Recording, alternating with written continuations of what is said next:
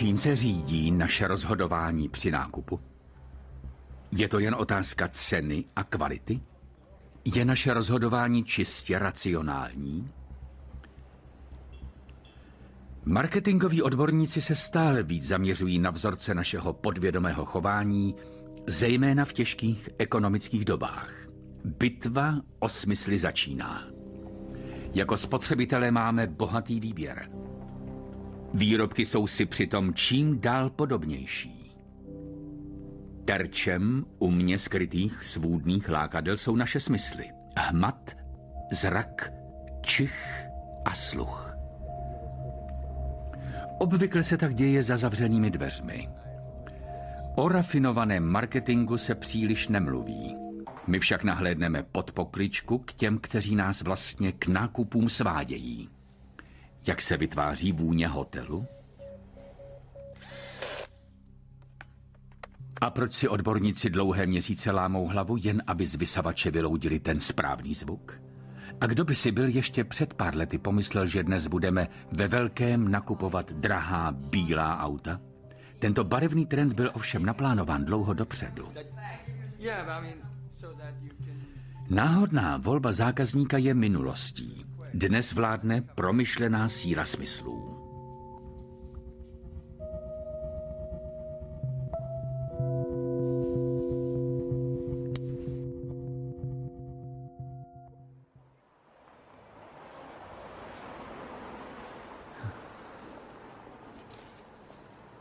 Naše cesta do světa komerčního svádění začíná v Berlíně.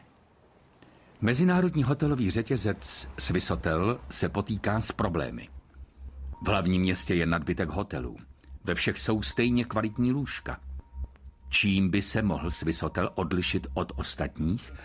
A jak lze tuto odlišnost sdělit nenápadně bez jediného slůvka? Vedení hotelu si proto najímá odbornici s vytříbeným čichem Sissel Tolasovou, chemičku, lektorku na Harvardu, umělkyni a návrhářku vůní. Na celém světě je tato žena uznávaná jako jedna z nejnápaditějších zástupkyň své profese. V berlínské laboratoři má sbírku čichových vzorků z celého světa a umí vyrobit věrnou kopii téměř každého pachu či vůně. Sissel Tolasová už vyvinula vůně světově proslulých módních značek, sportovního zboží i elektronických výrobků, ale takřka všichni její zákazníci pohlížejí na navrhování vůní jako na státní tajemství. Pracovat s vůněmi či pachy je vlastně takový marketingový sen. Specifické pachy nebo vůně okamžitě přecházejí do podvědomí a vyvolávají vzpomínky či emoce. Čich patří mezi výrazné lidské smysly. Umíme zavřít oči, s nosem to jde hůř. Sissel Tolasovou svět vůní odjakživa fascinoval. Všude, kam přijde, se zhluboka nadechuje, zaznamenává a rozebírá vše, co nás obklopuje, byť je to třeba jen zápach z popelnice. Nos je v naší společnosti zcela zanedbáván. Skutečnost je však taková, že bez obrazu či zvuků jsme schopni přežít, za to bez vzduchu vůbec ne. V okamžiku, kdy přestaneme dýchat, přestáváme žít. S každým nádechem vdechujeme velké množství pachových molekul. Jsou to miliony informací, které proudí naším tělem a my nevíme, co si s nimi počít. Lidé se na Sissel Tolasovou neobracejí tehdy, když jsou spokojeni s příjemnou citrusovou vůní. Ta se dá koupit v každé drogerii. Tato norka žijící v Berlíně se vůněmi a pachy snaží vyjádřit to, co reklamní odborníci obvykle vyjadřují slovem a obrazem. Dnes se poprvé schází s novým klientem.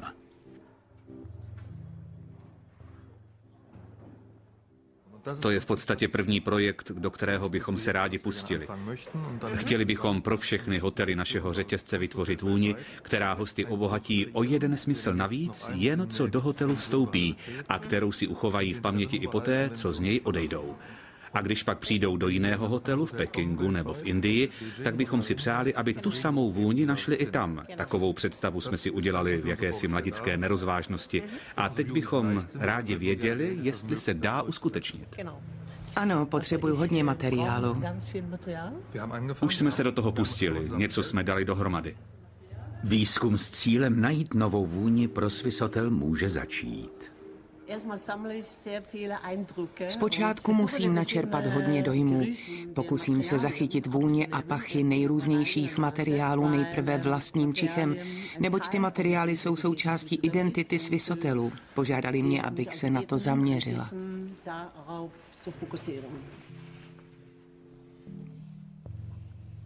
Jak voní záclony a polštáře? Co kožené gauče? Vstupní hala, kamenná podlaha. Než se Sissel Tolasová rozhodne, jak by měla nová vůně hotelu působit, pokouší se čichem určit povahu hotelu. Obecně je to zcela jasná, přímočará vůně, z části tak trochu bez duše. Musím přijít na to, jak bych do ní mohla trochu duše vpravit, tedy trochu tepla. Je to dost studené, chce to trochu tepla, ale to se nedá jen tak z něčeho vzít, to musím teprve najít.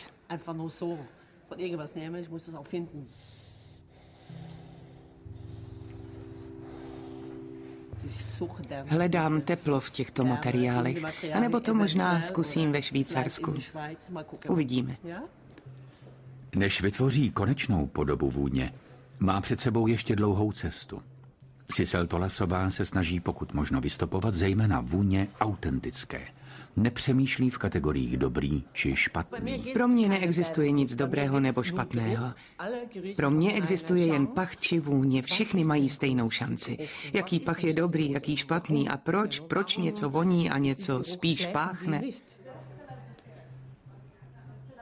Tento možná podivný projekt má tuze přízemní cíl.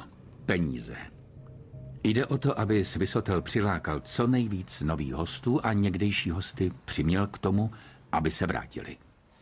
Jen tak upoutáte pozornost, jen tak získáte zákazníky, jen tak se budou znovu vracet, aby si hned, jak vejdou, pomysleli, tady něco voní.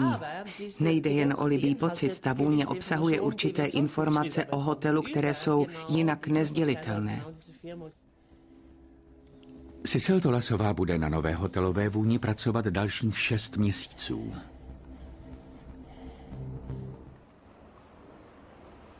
Jak lze někoho co nejnenápadněji přimět k tomu, aby utrácel? Jedním novým pozoruhodným projektem. Holandští badatelé zkoumají moc lidských smyslů. Na univerzitě ve Wageningenu se zaměstnanci stravují v běžné jídelně, alespoň na první pohled běžné. Ale zdání klame.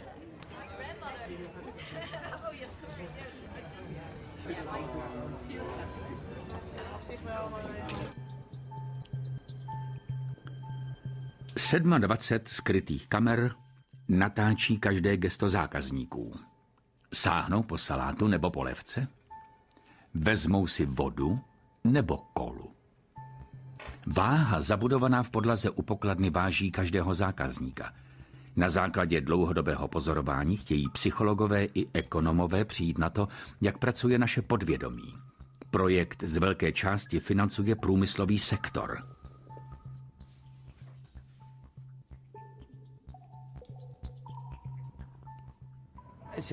Je to všechno velmi rafinované. Taky proto je to nesmírně lákavá oblast výzkumu. Rozhodující přitom je, abychom spotřebiteli nabídli nevšední zážitek. Co z čeho vyplývá, jak co vypadá, jak co chutná, jak co voní. Souvisí to s tím, že podvědomí hraje při výběru jídla nebo pití důležitější roli, než si myslíme.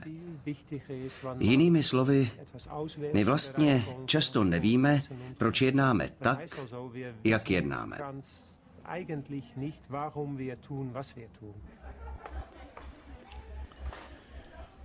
Právě proto přišli vědci s nápadem kafetérie ve stylu Velký bratr tě pozoruje, aby načerpali co možná nejvíc důležitých informací. René a jeho kolegové z vlastní zkušenosti vědí, že když jsou lidé dotazováni na své stravovací návyky, jejich odpovědi často neodpovídají skutečnosti. Když jsme se lidí v dotaznících ptali, co pokládají za důležité, odpovědi se převážně lišily od toho, co jsme zjistili v praxi. Proto jsme se snažili najít způsob, jak zkoumat chování lidí i bez pomoci dotazníků. A pozorování je koneckonců metoda, která se využívá i v psychologii.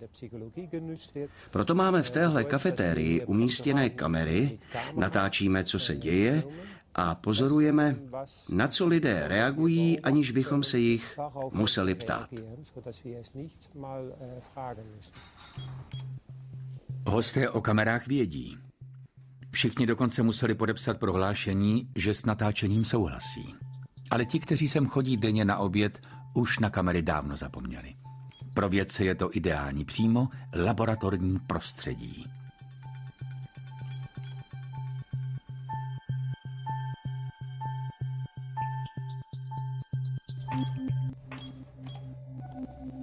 Jak se hosté rozhodují, když narazí na drobnou změnu?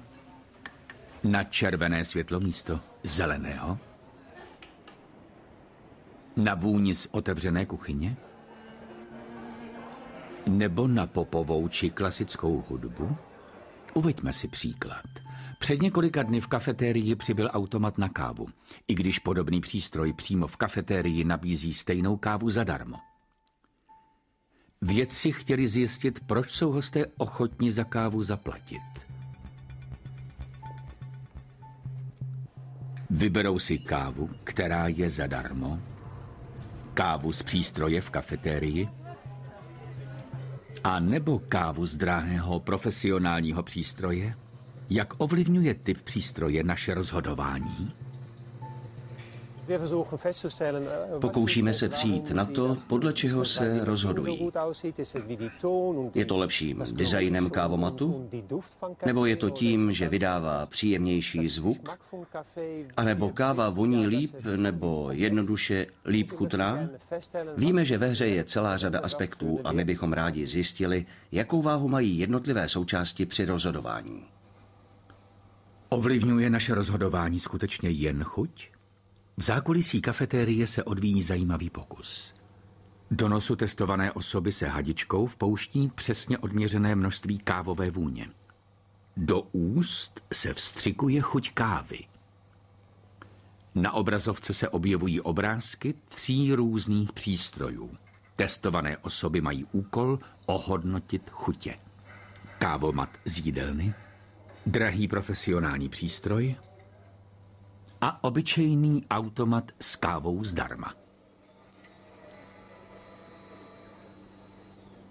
Výsledky nikoho příliš nepřekvapí. Chuť z drahého přístroje je opakovaně hodnocena jako nejlepší. Testované osoby však nevěděly, že u všech přístrojů přijímají stejnou vůni i chuť. Z čehož vyplývá, že skutečná kvalita kávy hraje mnohem menší roli, než se domníváme. Nejednáme racionálně. Necháme se ošálit smysly. Pro badatele je to významný objev. Z výzkumu patrně vyplyne, že věci jako zvuky, světla a vůně se v marketingu hojně využívají, že lidé je chtějí prožívat.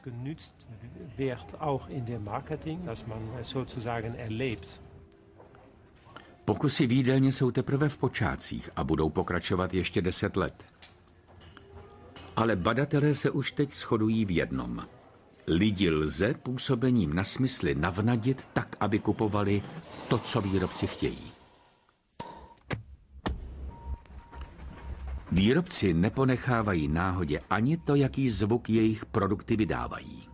Jsme u německého výrobce elektrických spotřebičů Miele. Do výroby se připravuje nový model vysavače, jenže zatím se nedaří vyladit jeho zvuk.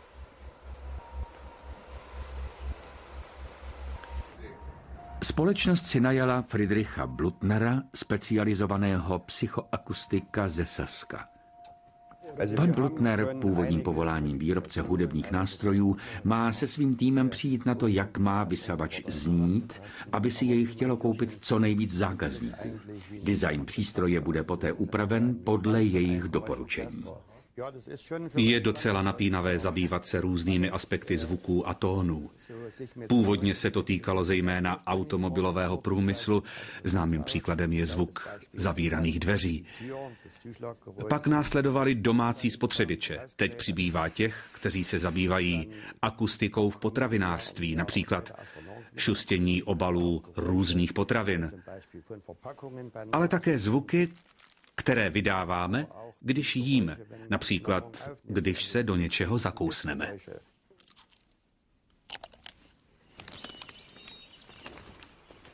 Hledání dokonalého zvuku vysavače začíná tady, v Krušnohoří. Friedrich Blutner se svou firmou přestěhoval daleko od velkých měst. Pro psychoakustika je les důležitým zdrojem inspirace. Tady nalézá základní zvukové vzorce, které náš sluch utvářely od nepaměti. Sluch je původně varovným orgánem. Varuje nás před nebezpečím. Na základě toho se sluch vlastně vyvinul a právě v lese lze takové pravzory zvuků nejlíp vnímat. Je přece přirozené, že když za mnou praskne větvička, ohlédnu se, protože se leknu. Podle intenzity zvuku můžu taky odhadnout, jestli jde o velké zvíře nebo o malé zvířátko. Právě takové zvuky jsou v domácích spotřebičích nežádoucí, protože nás upozorňují, že někde je nějaká porucha, že přístroj není kvalitní. To znamená, že tady se dozvídáme, jak přesně znějí rušivé signály. Další fáze pátrání po novém zvuku vysavače Miele začíná ve zkušební laboratoři na okraji lesa. Tady se zkoumají výrobky, které už na trhu jsou. I to, jak po zapnutí znějí. 5 odborníků naslouchá 30 různým vysavačům.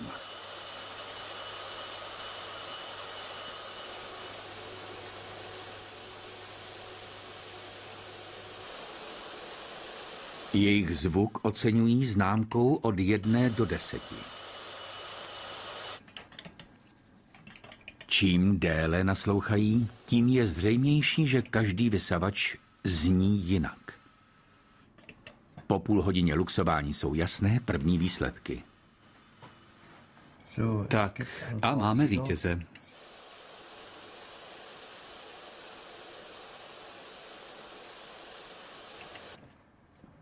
Jedna značka, neprozradíme která, je akusticky zcela nesnesitelná.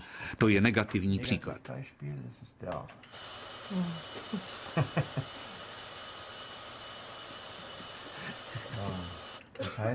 Takže nás čeká ještě hodně práce. Argumenty prodejnosti jsou nepochybně trvanlivost a dobrá kvalita. Pokud to lze sdělit i akusticky, rozhodně to prodejnosti výrobku jen prospěje. K tomu přistupuje i fakt, že lidé mají čím dál jemnější sluch a registrují negativní pískání či nepříjemné klepání a drnčení. Proto je nutné zabývat se těmito otázkami víc než před 20 lety, protože se na ně klade větší důraz.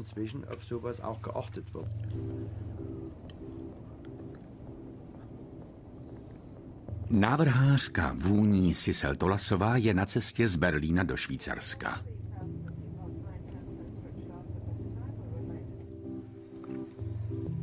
Chce načerpat různé pachy pro novou vůni, kterou má vyrobit pro hotelový řetězec Swisshotel. Vůně by měla být mnohovrstevnatá. Měla by obsahovat řadu různých prvků. Navíc by měla být co nejautentičtější.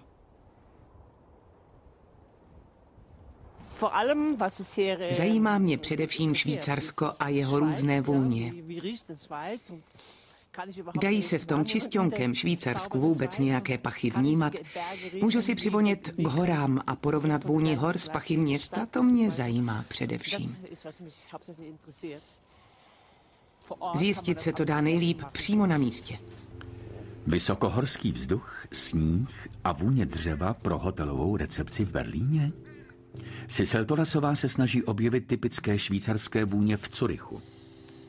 Najde tady ono teplo, které chce vdechnout chladnému hotelovému ovzduší?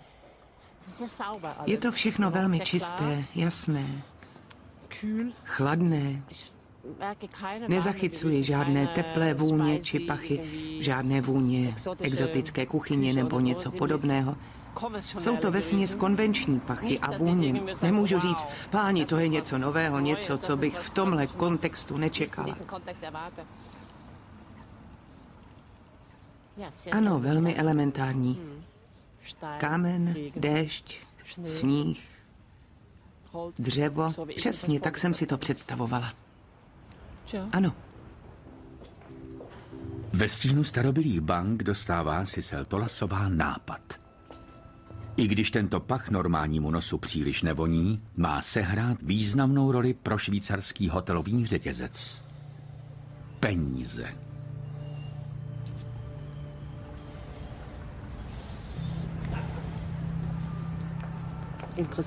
Zajímavé. To bude součást mé nové vůně, její konečné podoby. Ale je to legrační. Trošku v tom cítím i sýr. Sýr, kapka kravského mléka, taky malinko kov. Možná ji měl před chvílí nějaký sedlák.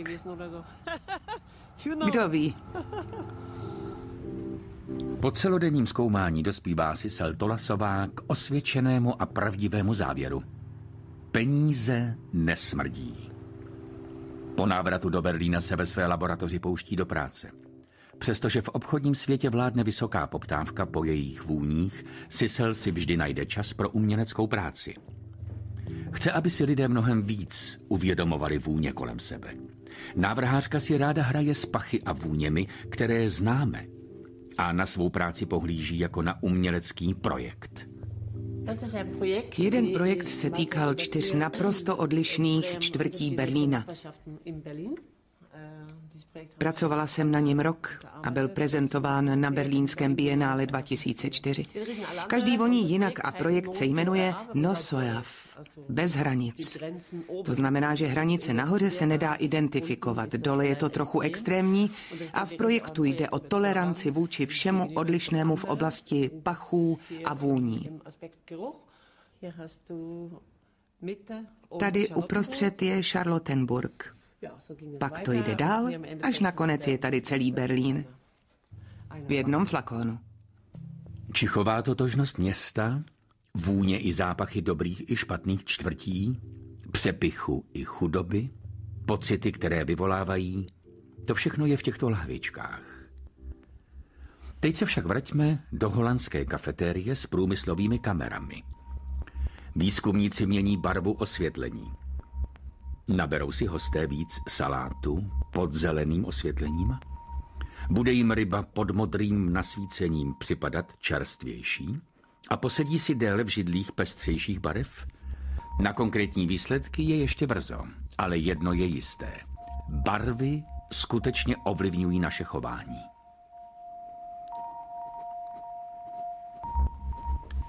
Švéd Per Nimmer je odborník na barvy, které jsou nesmírně výdělečným nástrojem. Pracuje pro firmu Akzo Nobel, největšího výrobce barev a laků na světě. Většinu času tráví na cestách. Dnešní zastávkou je Hamburg. Nimmer má za úkol zjistit, které barvy půjdou na odbyt za 3 roky. Spotřebitelský trh je koneckonců živým organismem a barvy se neustále mění. Výrobek v nesprávném barevném provedení se neprodává. Znalost budoucího vkusu i umění manipulovat s ním jsou vysoce ceněnou a dobře placenou komoditou. Na lidi působí všechno, co se odehrává ve společnosti. Proto žádají různé barvy. Jsou ovlivněni terorismem, jsou ovlivněni cestováním a módou a vším ostatním a tudíž citlivě vnímají nové barvy, odlišné barvy a chtějí je kupovat. A my musíme vědět, které barvy chtějí nakupovat ještě dřív, než to vědí oni. Jakou barvu asi budou za 3 roky mít naše zdi, naše auta, náš nábytek? Per Nimmer se nezajímá o prchavou módu, nýbrž jen o trvalé trendy. Výrobci je potřebují znát alespoň 2 až 3 roky dopředu. Per před několika lety předpovídal, že dnes budou žádané bílé automobily. Tenkrát byla bílá považována za podřadnou barvu. Myslím, že v nadcházejících letech budeme vídat mnohem víc bílých aut. Nejen dodávek, ale i běžných osobních vozů. Byli jsme toho svědky před pár lety v souvislosti s ekologickými trendy. Lidé si prostě chtěli dokázat, že mají auto bílé a čisté, které neznečišťuje vzduch. Ale která barva bude příštím módním hitem? Per Nimmer bloumá módními čtvrtěmi, pozoruje lidi, zkoumá nejnovější designy a vysedává v moderních kavárnách.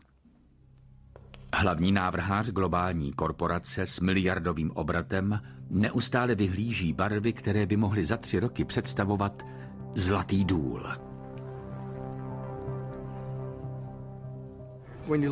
Když se dívám do výlohy nějakého obchodu, nevšímám si barev. Ty už totiž vyšly z módy. Hledám spíš obecné trendy, pocity, čtu články. Například si všímám, jestli je móda ženštější a odhaduji, co to přinese. Když hledáte barevný trend, nedíváte se po barvách. Zjišťujete všechno ostatní. Za několik týdnů se má Per Nimmer sejít s kolegy z celého světa na jednáních o nejbližších trendech v evropských barvách.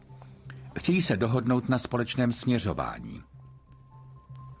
Per Nimmer sbírá nápady pro tento kartel barev. Dnes ho zaujal tento obchod. Jeden hamburský návrhář vyrábí vycpaná zvířátka ze starých ručníků a prodává je se slušným ziskem. Chcete vidět mou sbírku ručníků? Jasně, proč ne? Vy máte sbírku ručníků? Jste patrně jediný člověk na světě, co sbírá ručníky. Ano, zřejmě jsem jediný. Ručníky setkají různými technikami. Chci udělat takovou prezentaci. Jasně,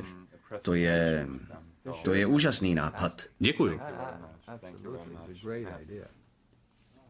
Per objevil nový trend, kterého si všiml i v jiných odvětvích.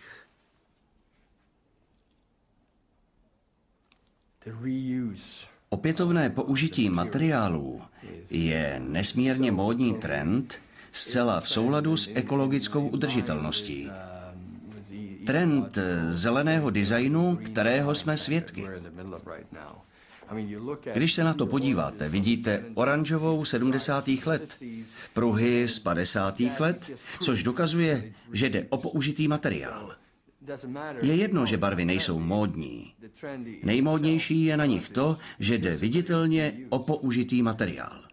Trendem je tedy vlastní výroba z recyklovaných materiálů s retro vzhledem. Jak ale Per Nimmer přetaví všechny tyto prvky do barev, které se budou líbit většině lidí? Děkuji, nashledanou. Nashledanou. Říct, že se nenechávám ovlivnit trendy, je samo o sobě nesmírně módní. Jsem vlastním pánem a nehledím na trendy. To je patrně nejmódnější věta, jakou můžete vyřknout. Říct, že můžu žít vlastním životem v dnešním New Yorku a že mě nic neovlivní, to je vyloučeno. To je jako říct, jsem poustevník a žiju v jeskyni. To není pravda. Ale i bádání daleko od módních měst může přinést něco jedinečného. Jsme zpátky v Krušnohoří. Psychoakustik Friedrich Blutner stále ještě pátrá po ideálním zvuku vysavače.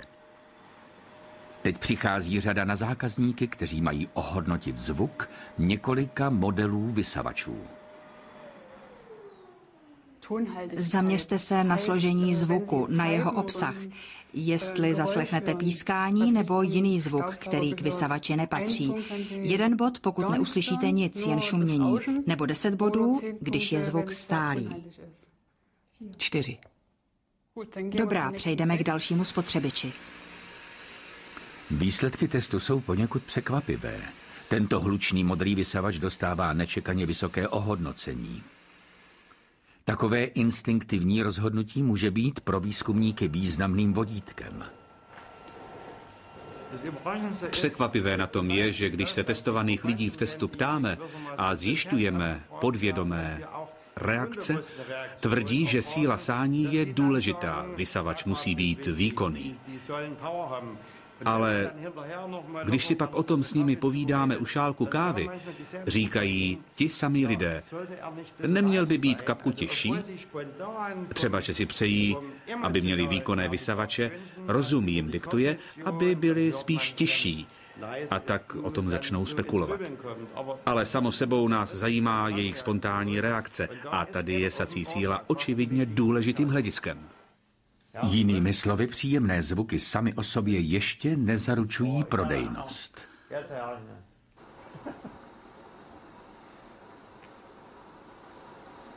Nahráli jsme zvuky vysavače do počítače. A teď měníme určité vlastnosti, abychom vyzkoušeli jejich účinek.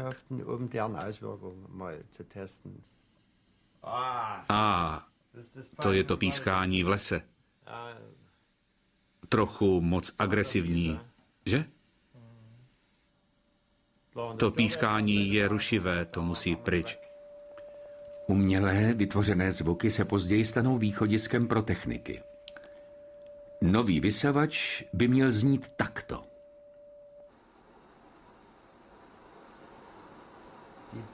Lidská psychika a zejména zvukové vjemy nejsou tak jednoduché, jak se domníváme. Hlasitost nebo tichý chod, to je jen jeden z mnoha parametrů.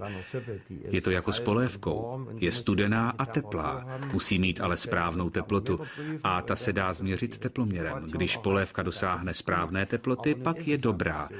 Ale není tomu tak docela, protože vám musí také chutnat. A hned je to celé složitější. Úplně stejné je to se zvuky. Bez pískání, ani příliš tichý, ani moc pronikavý. To je dokonalý zvuk. Tady v bývalé lyžařské chatě v Krušných horách probíhá vývoj zvuku, který se zanedlouho rozlehne tisíci evropských domácností.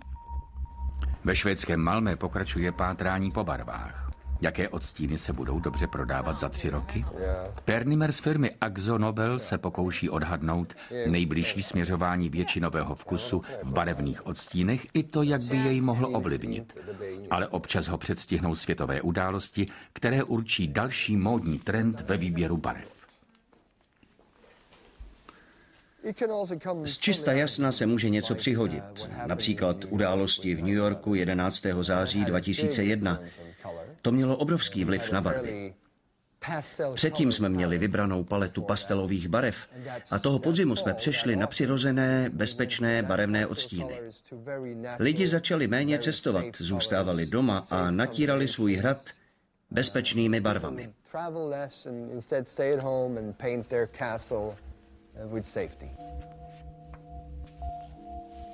Obvykle je však Pernimer pánem situace. Jako hlavní návrhář největšího výrobce barev na světě může sám udávat trend. Ovšem nedělá to ve vzduchoprázdnu. Kudy se ubírá vkus při výběru barev ve světle globální hospodářské krize?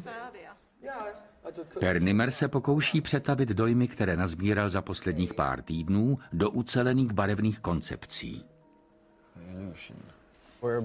Dáváme dohromady kolekci, která pochopitelně souvisí s trendy. Je to nová kolekce. Do ní se snažíme vložit dle našeho soudu nejbližší trendy. Je to úžasné. Čím menší kolekce je, tím těžší je vytvořit ji. Před Evropskou konferencí v Bilbao musí Pernimer zúžit výběr pouze na pár barev. Návrháři a výrobci chtějí v Bilbao přijít s novým barevným trendem. Zástupce firmy Akzo Nobel tam představí své favority.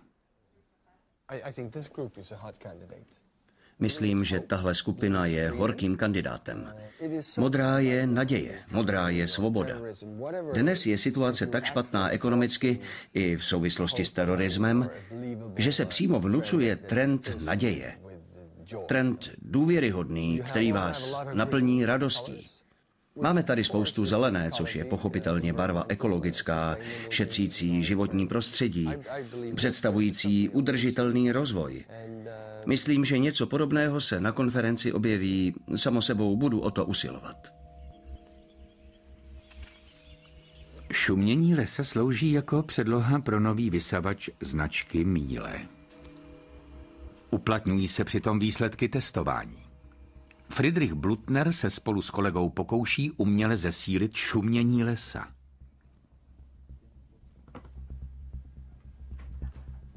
Hrajeme si se zvukem tohohle vysavače. Pokoušíme se jej měnit jako v malém orchestru a pozorujeme účinek. Je to docela hezká tvůrčí fáze, ve které se právě teď nacházíme.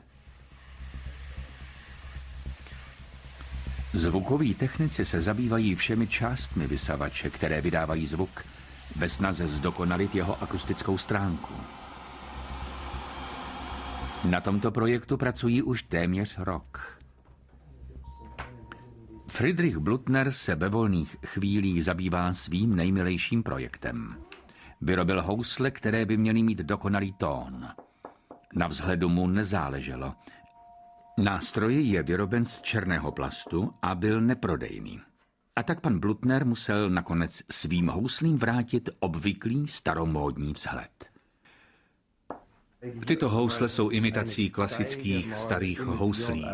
Není na nich vidět, že z části byly vyrobeny z kvalitní pryskyřice. Vypadají jako každé staré housle. Mají svoji individualitu, svoje kouzlo, nebo chcete-li, vězí v nich něco z duše houslaře. Taky voní dřevem. To je pro citlivého hudebníka důležité, aby na něj působili klasickým dojmem. Dass die klassische Anmutung hat.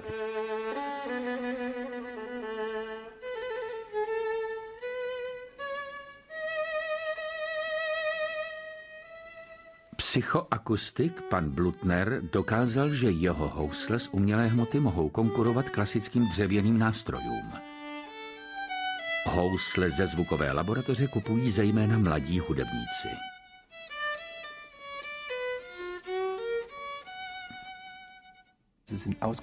Jsou to vysloveně nástroje pro sólisty. S velkým nosným tónem, který zní brilantně. Vynaložená síla, která je optimálně rozložená. Hraje se na ně zkrátka báječně.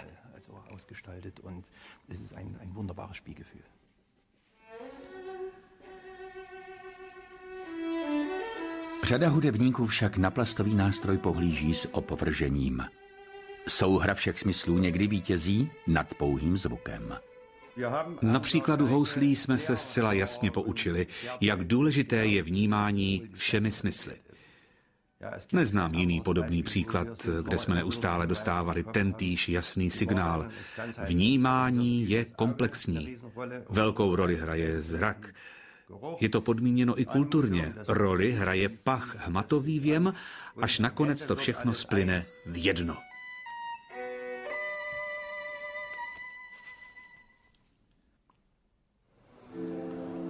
Stále více obchodních řetězců přichází na to, jak vydělat na lidských smyslech. Například tady, v Tönisforstu, malém německém městečku u Düsseldorfu. Z nějakého záhadného důvodu se zde zákazníci cítí uvolněněji. Řetězec supermarketů Real zkouší nové technologie, nové prodejní systémy a nové metody placení. Většinu změn zákazníci vůbec nepostřehnou a robot je jen atrapou. Ale něco jiného vedlo zákazníky k tomu, aby v dotaznících uváděli, že během nákupu si tady připadají jako na dovolené. Tento pocit není náhodný. Obchodní řetězec za něj zaplatil vysokou cenu. Jemná vůně bylin z Provence u pultu s rybami vytváří prázdninový pocit, samozřejmě uměle vyvolaný.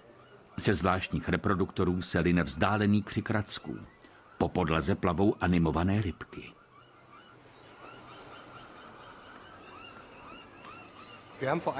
Tento obchod jsme otevřeli před rokem jako takzvaný Future Store, obchod budoucnosti. A ve všech odděleních jsme zaznamenali výrazný nárůst obratu. Nelze to přičíst jedinému efektu. Nelze říct, že se obrat zvýšil jen proto, že jsme u pultu s rybami instalovali větrání. Ale ze všech anket jednoznačně vyplývá, že zákazníci se tady cítí líp než dřív. Což svědčí o tom, že jsme dosáhli svého cíle. Recept je rafinovaný a přece prostý. Když se zákazníci cítí příjemně, pobývají déle a utrácejí víc peněz. Často si ani neuvědomují, co v nich onen příjemný pocit vyvolává.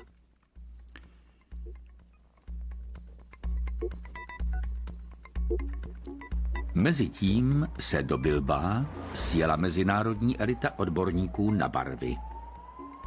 Pro zástupce firmy Akzo Nobel Pera Nimera nadešel okamžik pravdy. Přijeli sem odborníci z automobilového i nábytkářského průmyslu, výrobci praček a motocyklů, výrobci barev i návrháři z americké společnosti Color Marketing Group. Cílem konference je vybrat jedinečný barevný trend. Tato setkání jsou obvykle přísně tajná a nesmí se tu proto filmovat. Dnes si povídáme o tom, co se děje ve společnosti. O designu, životním stylu, o nejrůznějších věcech. Zítra se začneme zabývat barvami a nejnovějšími trendy. Pokusíme se zjistit, jak se veškeré dění promítne do barev. Mluví se o změnách klimatu, hospodářské krizi, o Baracku Obamovi, o nové architektuře a jak se to všechno odráží v barvách. Vidím zelenou a modrou. Příštím světadílem je Afrika. Afrika může jít jen nahoru. Jsem členkou organizace Kiva, která poskytuje drobné půjčky. Půjčujeme peníze ženám na celém světě. Drobné půjčky si většinou berou ženy, muži výjimečně. V Indii, v Jižní Americe, všude na světě. Takže rodinné struktury.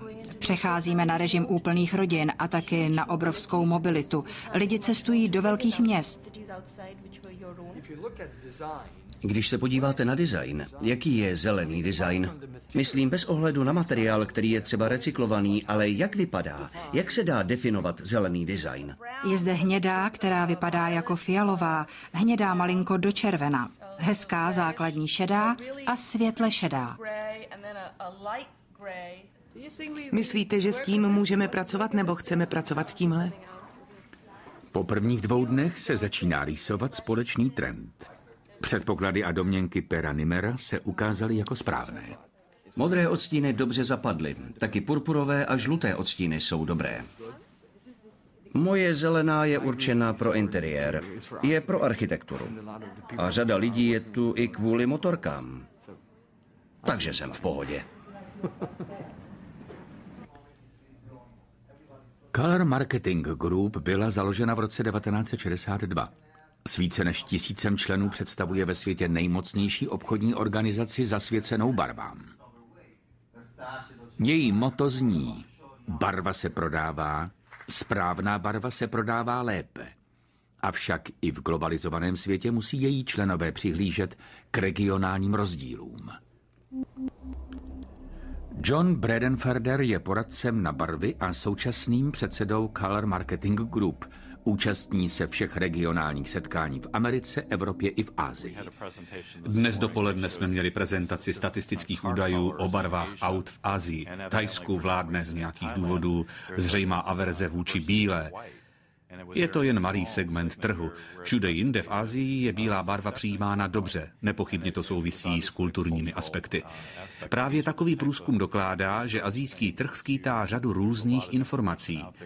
Je nutné citlivě je vnímat a vstupovat na určitý trh s dobrými znalostmi místních poměrů. Jen tak se vyhnete výběru nesprávné barvy. Třetí den se účastníci konference v Bilbao blíží ke konečnému rozhodnutí.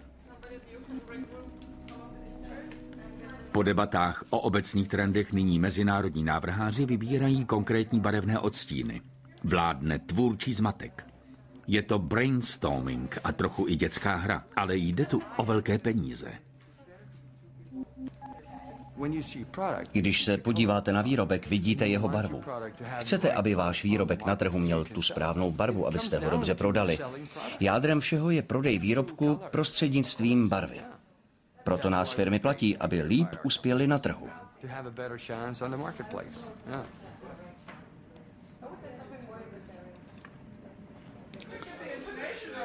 Barevný maraton dospěl do finále.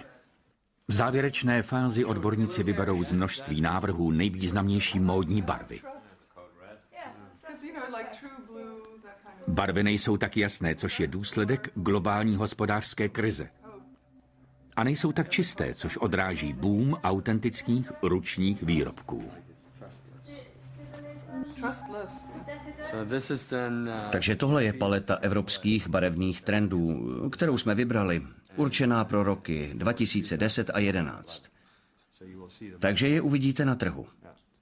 Vybrali jsme hodně modrých odstínů a taky řadu zelených. Patrný je určitý posun v barvách. Jsou tlumenější než v loni. Odrážejí dění v ekonomice ve Spojených státech, situaci na trhu s nemovitostmi, ceny ropy, nedostatek potravin a proto barvy už nejsou tak zářivé. Tyto směrnice nejsou samozřejmě závazné, ale výrobci barev nejrůznějších typů spotřebitelského zboží se těmito rozhodnutími budou nepochybně řídit. Konec konců nechtějí vybočit z řady jako ti, co nedrží krok s módou. Proto se rádi svezou na velké módní vlně a vytyčí nový barevný trend, který jen stěží přehlédneme.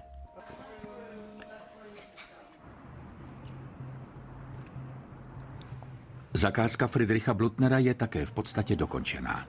Dnes se naposledy schází s klienty z firmy Miele. Výrobce vysavačů je zvědavý, jak spotřebitelé reagovali na nový zvuk. Z hlediska hlučnosti spotřebiče jsme udělali pár pokusů a provedli taky určité úpravy. Je tohle stavební díl? Ano, vynález pana Schneidera. Může vám to vysvětlit. Pomocí této vrtulky dokázali zlepšovatelé napodobit ideální zvuk. Trik se neminul účinkem. Vzniká tak příjemný šum. V lidech vyvolává dojem, že tryska má díky němu mnohem větší sací výkon. Zajímavé bylo, že spotřebitelé vnímají funkci sání velmi selektivně, že tedy podvědomě napínají uši, aby zachytili takové zvukové vjemy. Nové součástky se zasloužily o to, aby vysavač zněl hlasitěji a výkonněji. Dieses hat dann nochmal in den Zwischenräumen. Nee, das haben wir noch nicht gesehen. Das sieht aber sehr interessant aus. A výsledek? Silné šustění listí, za to bez rušivého praskání a pískání. Hodně větru pro trochu šustivější zvuk.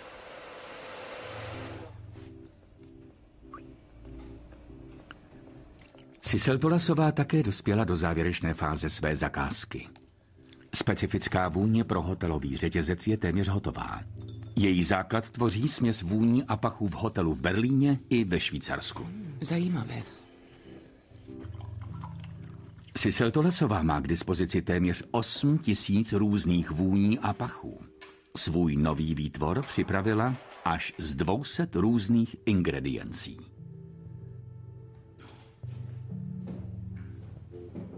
Pokusila jsem se pracovat precizně a jasně, zaměřila jsem se na přírodní prvky, hory, led, ocel a čisté Švýcarsko. Ale zároveň jsem do vůně přidala jistou pikantnost, určitý šmrnc. Sáhla jsem po červené barvě a pracovala jsem s červeným pepřem. Byla to jakási kombinace strohosti. A pak najednou páni jiný směr, který překvapí.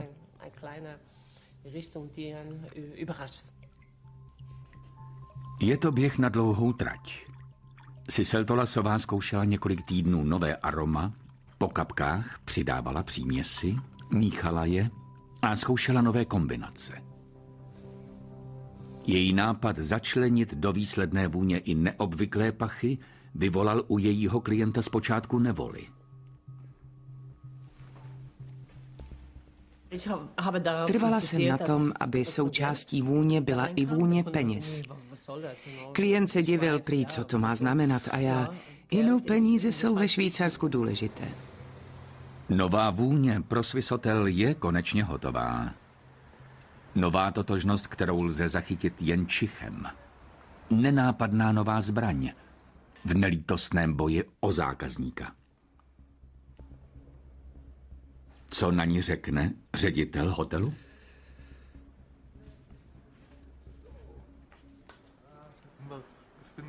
Tak, jsem náramně zvědavý. A tady hory, sníh a led. To je cítit. Teď to necítím. Ty peníze, ty tam nějak necítím, jinak všechno ano, ale ty peníze ne. Já ano, a hodně. Ano, přichází to pomalu, musíte si dát na čas. První dojem, to jsou hory s lípami. Líbí se vám to? Zžijete se s tím? Ale ano, a jen ty peníze mi tam trochu chybí. Milované peníze. Byť jde o takovou drobnost jako vůně, i tady jde o peníze. Není to jen působení na smysly. Doufáme, pevně věříme, že tahle vůně obohatí naši nabídku o příjemný pocit v našem hotelu. Ano, její součástí je i vůně a já věřím, že nám pomůže rozhýbat obchod.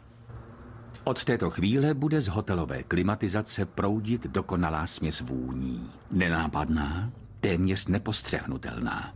Koktejl vůně dřeva, červeného pepře, sněhu, oceli, horského vánku a peněz. Skrytí svůdníci jsou stále důmyslnější. Bitva o naše smysly teprve začíná.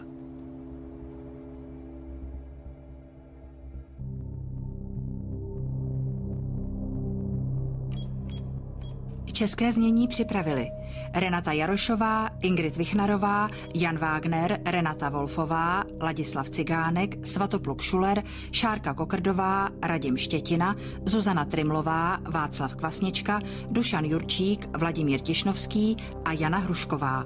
Česká televize 2010.